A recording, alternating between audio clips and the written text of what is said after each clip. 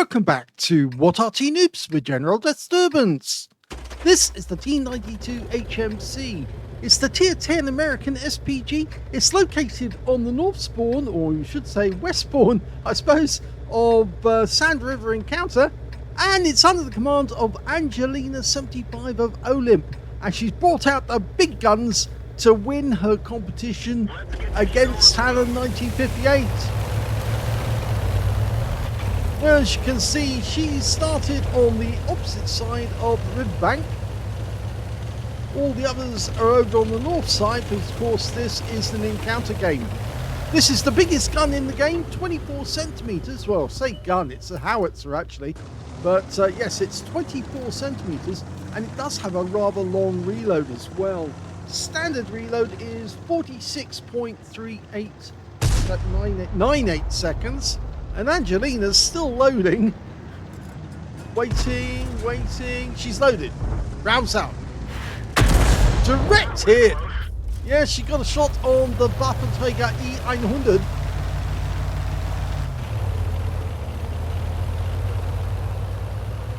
Okay, the hull is basically a T26 E3, so it's a super Pershing.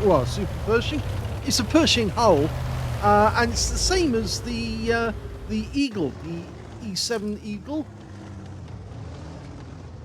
So I say E7, but it's the Eagle 7, that's the one, which is of course the Pershing that actually took out the Panther that was in front of the Cologne Cathedral. Now, she's looking at target there. We stopped shooting for a moment. Oh! Well, that was one of the auto cannons, and she managed to wound the Skoda T50. And she's changing position again. Unfortunately, you only get 16 rounds in this Arty, which is a bit unfair really, considering that you get more rounds in some of the other tier 10s. These vehicles were so big they actually had to have trucks servicing them and providing all the ammunition. Otherwise they just couldn't carry it all. Okay, got a Strip 1030 right at the back. Tier 10 game with tier 8 tanks in it. She's loaded. Rounds out. Blind shot. Goes long. I'm glad that she marked the target or marked the ground after she shot. It gives us an idea of how far the shell actually deviated from the original position. Of course, most people call that dispersion. Now there's a Waffenträger, is it Waffenträger? No, it's a LT432. Somewhere along that north bank of the river, and she's changing position again. Almost loaded. It's not a very fast starting either, this one. 32.3 seconds, which makes it kind of slow. It's also moderately as blind as a bat, because it's only got a view range of 310 meters in total. Okay. We saw an LT432 on that ridgeline there, on the what used to be known as Quickie Baby's ramp, because he kept using it in so many different battles back about 10 years ago. Got a bit of a reputation. He was trying to flog the CDC for wargaming at the time. Of course, the Char de Chasseur is not a very good tank, but of course he flogged it all the same.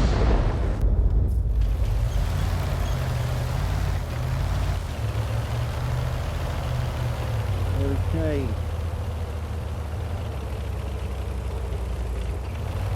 Now it looks like the Waffenträger is just a short distance away, say short distance, half the battlefield away, but he keeps popping up in the same area, and that's because basically he's very slow. But he doesn't have much in the way of armor. He does have the E100 hull, but it has a huge gun shield, which is very thin indeed, and of course very vulnerable. In fact, he's just gone down. The Waffenträger was taken out.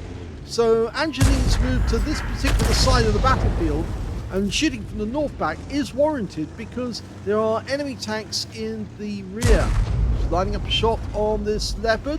She's almost fully dialed in. Rounds out. He moves forward. Shell lands right next door to him for 285. It's now showing she's got the communication expert moving. just came up. So Angelina's done enough stun assist, more than the hit points of her own vehicle, which is only 500. And that means her crew are now working 2.5% better than they would normally.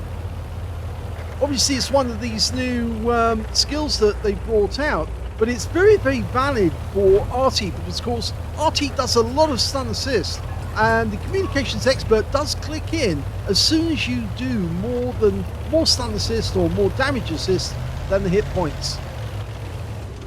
So Angelina's managed to get that one up.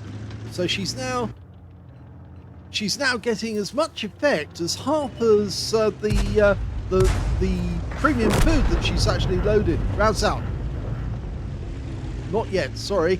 Rounds out now. And she does pick up 267 on the Centurion 1. And he's gone. Now, she didn't get the stun assist off that one, but it certainly does help. If you've got an Arty which can generate significant stun assist, then obviously it does pay in the long run to have the communications expert, because of course you're boosting your skills after a few shots on the enemy where your teammates manage to get some stun assists off you. Okay, only 10 rounds left. That's 2/3 of your hit points. She's firing at the Bliska, which we think is behind that rock. It's a reasonable assumption that he's there. Now, I don't think Angelina's going to move up into the northeast corner because those mountains get in the way. But so long as she's along this area of the map, she's actually shooting down on the enemy in the south. There's only 5 of them left. You've got a 5-tank advantage. Angelina still hasn't got a kill, but that's actually working for her because she can potentially get a Confederate if she hits enough of the enemy. Now, presumably there's an enemy Arty in this area, and that looks to be the area where the enemy Arty might go. If you're a fairly inexperienced Arty player, of course, most inexperienced Arty players will go elsewhere. It used to be that everyone would go to that little bowl area because, of course, it was easy to hide in there. And Angelina was waiting to see if any tracer came out from that spot, and none did. So instead, she's going back to the Blikester. Is he there? Can't see him. Our teammates aren't close enough, really, to spot him at the moment. We are capping, so that would force the enemy normally to try and engage and get a reset. There they are. Okay, SU 1:30 PM. 3:36, that was good. And she got stun assist, and the guy went down. So she picked up a massive 615 of stun assist off that one. Angelina needs to maximize the amount of assists she gets in this game, because that can definitely help her to get a high mastery. And of course, at the moment, Talon has a first-class mastery, so Angelina's going to have to get at least, maybe even an ace tanker. If she wins an ace, she wins the competition outright. But if she can only get a first class, she needs to get a medal with it. And that's what a good reason for hitting as many enemy tanks as she can. Now, she can't tell where the Canonian Jagdpanzer is at the moment, but her teammates are further down range along the west side. So they're the ones who are likely to be on the receiving end of those 105mm shells. And the enemy Arty is still firing because our Jagdpanther just got hit. And a Borsig suddenly turned up, and Angelina sees that. And she's dialing in on that position now. Can she hit the Borsig? She's going for it. She's lined up, round south. And again, she splashes him for 328. All works in her favor. She's now up to 1800 actual damage. 1600 stun assist. Well, closer to 1700 actually. It's a big heavy Arty, this one. 61 tons in weight. It's not a heavy tank Arty as well, which is quite surprising. It's a medium tank Arty. Of course, many Artys actually use the hulls of other tanks as their donor. Okay, there's the Blikester. just over the top and a little long.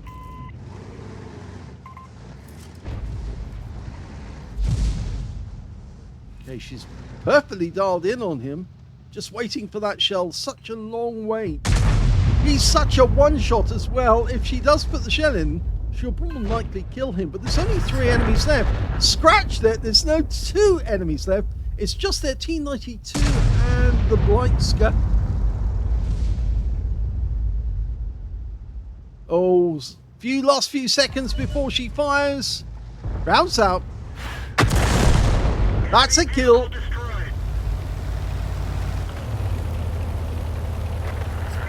And that's it. Game over. They've won.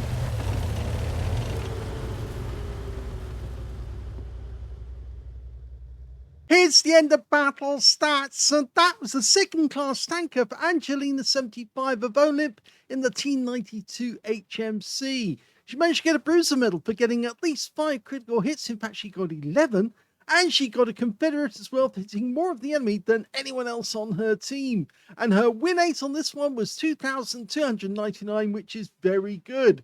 Let's have a look at the team score. I can see she didn't get the highest damage in the game, but she did work hard. 4,329 hit points went to the Batchat 25 ton. He was the lead scorer, but he didn't get the high caliber because he didn't get 20% of the enemy hit pool. The second highest was, in fact, the Jaeger, who got 3,165 hit points, and he got a steel wall. And the third highest in the game, well, that turned out to be the Conway with 2,620 hit points of damage. When it came to Angelina, she did 2,366, so she was working hard, very hard indeed. And that was just a slight amount less than the enemy T92, who also managed to get a defender by resetting the cap. He got 2,454 hit points. When it came to kills, the high scorer was the Jaeger, 4 kills for him, 3 kills for the Batchat, 2 kills for the Strip, 1030 on his own team, or Angelina's team rather, and the 2 kills also for the Canonian Jagdpanzer 105 on the enemy team. Angelina only got the 1 kill out of that game, but when it came to base XP, she's actually in the same place, 5th place there.